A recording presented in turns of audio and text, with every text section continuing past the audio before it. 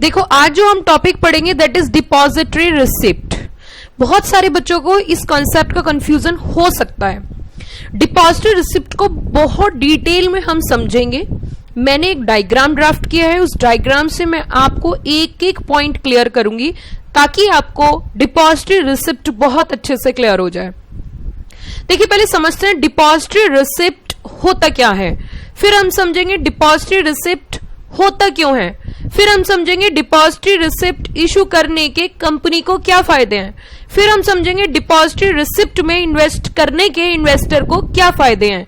लेकिन अभी हम समझ लेते हैं कि डिपॉजिटरी रिसिप्ट बेसिकली होता क्या है। तो मैं बता देती हूं, जब भी कभी Indian company, if Indian company is interested to tap the international market then they are issuing shares in India, but उन शेयर्स को जब फॉरेन कंट्री में इशू किया जाता है तो उनको शेयर्स नहीं बोला जाता, उनको बोला जाता है डिपॉजिटरी रिसिप्ट। क्या मैम ऐसा हो जाता है कि वही शेयर्स डिपॉजिटरी रिसिप्ट में कन्वर्ट हो जाते हैं? क्या मैम ऐसे कह सकते हैं कि वो जो शेयर्स हैं वो समुद्र के रास्ते जा रहे हैं और बीच में वो डिपॉजिटरी रिसिप्ट बन गए? तो ये सारी जानकारी हम समझेंगे डिटेल में, किस तरीके से टर्मिनोलॉजी को डिपॉजिटरी रिसिप्ट नाम दिया गया और क्यों दिया गया। तो देखिए समझते हैं। ऐसा होता है, अभी जब मैं इस साइड रहूं तो आप समझना हम इंडिया में हैं, और जब मैं दूसरी तरफ जाऊं तो आप समझ लेना इस साइड जब भी मैं कभी पहुंचूं तो आप समझ लेना हम फॉरेन कंट्री जा रहे हैं। अभी हम इंडिया में सपोज करिए, ठीक है, एट प्रेजेंट कहां पे है? इंडिया में। यहां पे हम देख रहे हैं Indian company is interested to tap the foreign market. Tap the foreign market कैसे? ये हिंदुस्तान की कंपनी चाहती है कि मैं फंड रेज करूं फॉरेन कंट्री से, मैं फंड रेज करूं कहां से? फॉरेन कंट्री से। अब फंड रेज करने के रास्ते हैं दो। रास्ता नंबर 1 शेयर्स इशू किए जाए, मतलब ऑनर्स फंड है। रास्ता नंबर 2 बोरोड फंड है। तो पहले हम चलते हैं रास्ता नंबर 1 की ओर। रास्ता नंबर 1 ऑनर्स फंड जो है, तो ये कंपनी ऑनर्स फंड कैसे इशू कर सकती है? सिंपल सी बात है, शेयर्स इशू करके। अब शेयर्स इशू कर दिए तो वो शेयर्स तो इंडिया में इशू किए, तो बाहर वाले इन्वेस्टर के पास फंड कैसे जाए? अब सपोज एक एग्जांपल ले लेते हैं। इंडियन कंपनी ने क्या तय किया कि एक काम करते हैं, हम एक अपने पर्सन को भेजते हैं फॉरेन कंट्री, और वो फॉरेन कंट्री जाएगा और वहां जाके चिल्लाएगा, क्या किसी को एक्स कंपनी के शेयर्स चाहिए? एयरपोर्ट पे खड़ा है, बोल रहा है मिस्टर टॉम, क्या आपको are you interested to invest the funds in India? And ये देखिए शेयर्स हैं, ये ले लीजिए शेयर्स 100 रुपए, 200 रुपए, 500 रुपए, 1000 रुपए। वो वहां पे एयरपोर्ट पे खड़े होके ऐसे करके चिल्ला रहे हैं, इंडिया से जो गए हैं कि हमारे शेयर खरीद लो, हमारे शेयर खरीद लो, हमारे शेयर खरीद लो। कोई शेयर नहीं खरीदेगा, सिंपल सी बात है, कोई शेयर नहीं खरीदेगा। तो ये रास्ता हो गया फ्लॉप। तो इसका क्या प्रोसेस होना चाहिए? Indian company interested to raise fund from outside India. Answer is yes और नो। हाँ जी मैम, बिल्कुल बाहर से रेज करना चाहते हैं। ओके, इंडियन कंपनी इंडिया में ही शेयर इशू करेगी। मेरी एक चीज ध्यान रखना, पेन के उस पार 7 समुंदर पार मतलब आउटसाइड कंट्री है, और इधर जब भी मैं रहूंगी तो समझ लेना इंडिया में हम चल रहे हैं।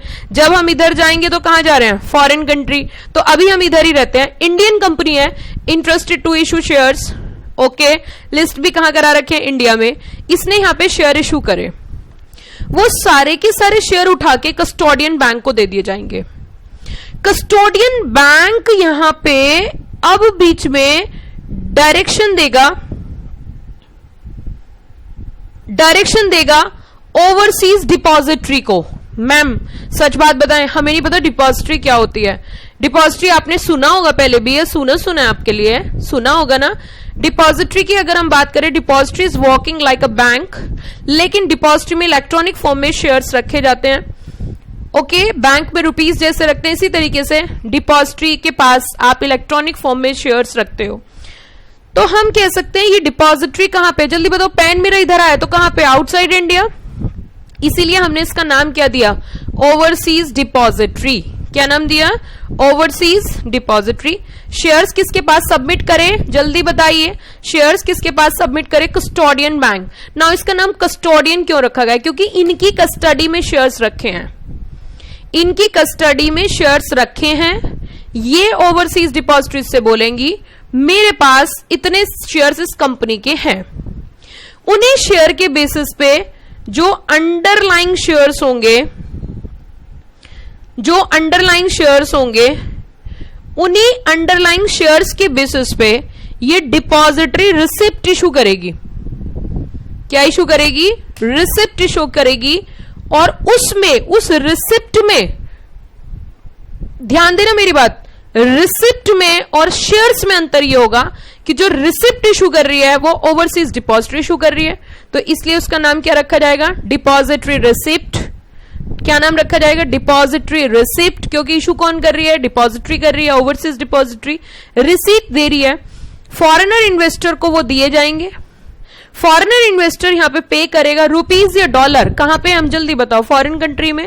तो फॉरेनर इन्वेस्टर इनको पे करेगा डॉलर, बदले में इनको क्या मिल जाएगी? Depository receipt.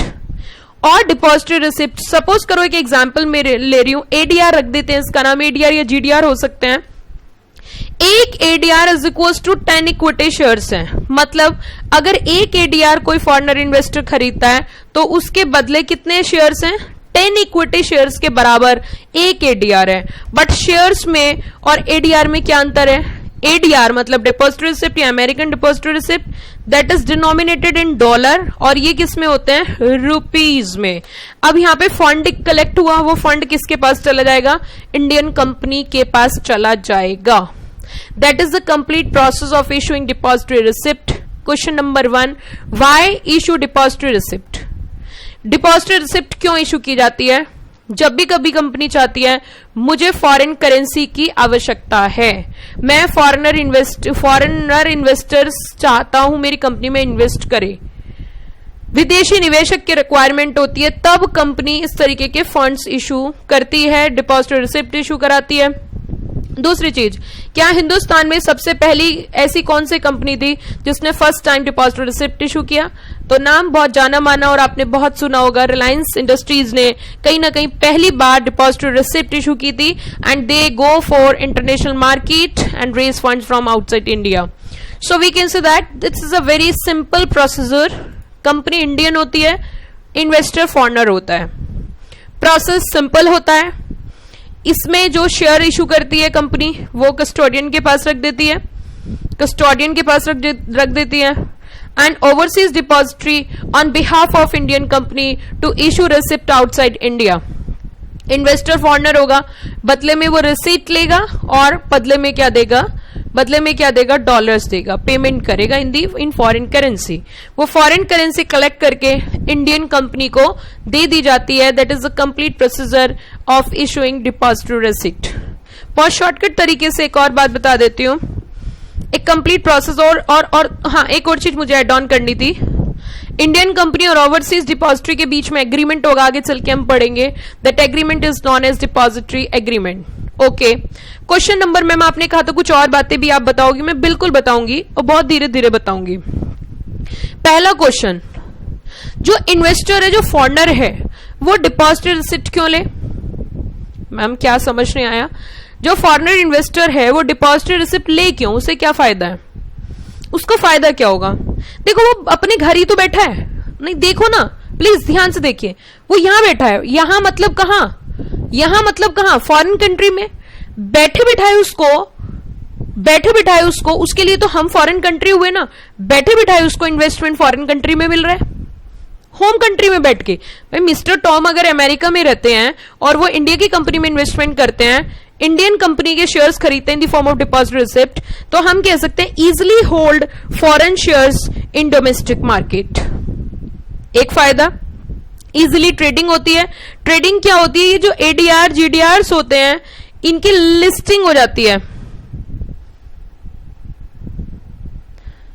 Outside India. इनकी लिस्टिंग कहां हो जाती है? इनकी लिस्टिंग हो जाती है कहां पे भाई और बहनों? Outside India. तो आउटसाइड इंडिया इनकी लिस्टिंग हो जाती है और ये इजिली क्या कर सकते हैं? वहीं पे ही ट्रेडिंग कर सकते हैं। ये तो फायदा हुआ इन्वेस्टर के पॉइंट ऑफ व्यू से। नाउ सेकेंड वन, कंपनी के पॉइंट ऑफ व्यू से देखते हैं कंपनी को क्या फायदा है। सबसे पहली बात देखिए, बड़ी आसानी से बड़ी आसानी से effective source of finance. Yes of course, अगर इंडिया में फंड रेज कर रही है रुपीज आएंगे, बट फॉरेन कंट्री में अगर फंड रेज कर रही है तो फॉरेन करेंसी आएगी। It means we can say that effective source of finance. और दूसरी बात, ग्लोबल रेपुटेशन। अगर कोई कंपनी इंटरनेशनल लेवल पे जाके फंड रेज करती है, ऑब्वियसली उसकी एक क्या बनती है, global reputation. And third one is extension share base, extension share holder base beyond territory. ये भी एक फायदा है। क्या बोला मैंने, extension share holder base, extension share holder base from outside India, या हम कह सकते हैं बियॉन्ड टेरिटरी। ये सारा प्रोसीजर रहा, ये सारी प्रक्रिया रही। किसकी प्रक्रिया रही, डिपॉजिटरी रिसिप्ट की। थोड़ा छोटा करके दिखा देती हूं एक बार फिर से, अब की बार मोदी सरकार। तो देखिए इधर, depository receipt, Indian company raise finance from outside India. थोड़ा हिंदी भी बोला करो, ओके भाइयों। इंडियन कंपनी रेज कर रही है फंड, कहां से, आउटसाइड इंडिया से। इश्यू कर रही है शेयर्स इंडिया में ही, वही शेयर सबमिट कर रही है एक बैंक के पास जिसका नाम है कस्टोडियन बैंक। वहां पे फॉरेन कंट्री में जो डिपॉजिटरी बैठी है, जिसे हम नाम दे रहे हैं ओवरसीज डिपॉजिटरी का, वो इश्यू कर रही है डिपॉजिटरी रिसिप्ट। एंड वही रिसिप्ट खरीद रहा है फॉरेन इन्वेस्टर, और ये इन्वेस्टर बदले में पेमेंट कर रहा है डॉलर्स का, और ले रहा है डिपॉजिटरी रिसिप्ट। इसका नाम डिपॉजिटरी रिसिप्ट इसलिए रखा गया क्योंकि it is issued by the depository, and it may be ADR और it may be GDR.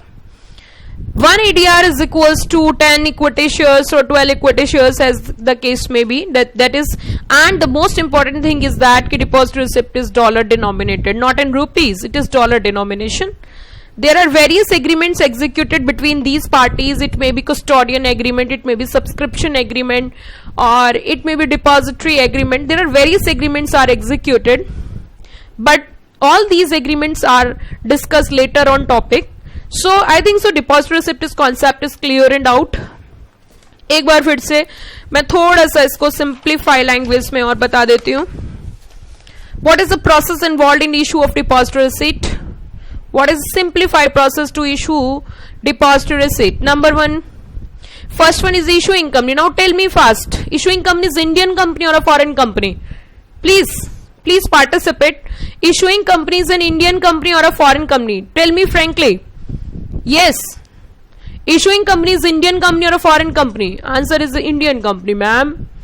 Issue shares. Either the shares is rupees denominated or a dollar denominated. Ma'am कैसी बातें कर रही हो? It is of course the Indian company issue shares in India. It is rupees denominated. Okay. Then all the shares are submitted to the bank and the bank is domestic custodian bank. Now आप इसे domestic custodian bank क्यों बोल रहे हो? Please tell me why you are saying it's a domestic custodian bank. Because it is situated in our country, in our home country. That's why we can say the domestic and custody the shares. So custodian bank retain shares and instruct ODB. The name is ODB. Now why we can say that ODB क्यों बोल रहे हैं? Overseas means outside India. And depository bank, what is the main function of ODB? Just to issue the depository receipt to the foreign investors. Okay, now ODB issue foreign investors, issue depository receipt to foreign investors, और foreign investor depository receipt लेते हैं और उनकी trading कहाँ पे होती है? Outside India, in foreign country listing हो जाती है वहां पे और आराम से ट्रेड हो जाता है.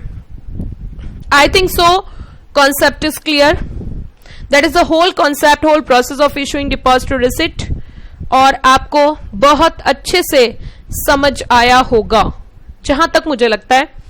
चलिए तो अब थोड़ा सा आगे चलते हैं. अच्छा तो अब हम चलते हैं. फिर कब मिलोगे? जब तुम कहोगे. ओके चलिए.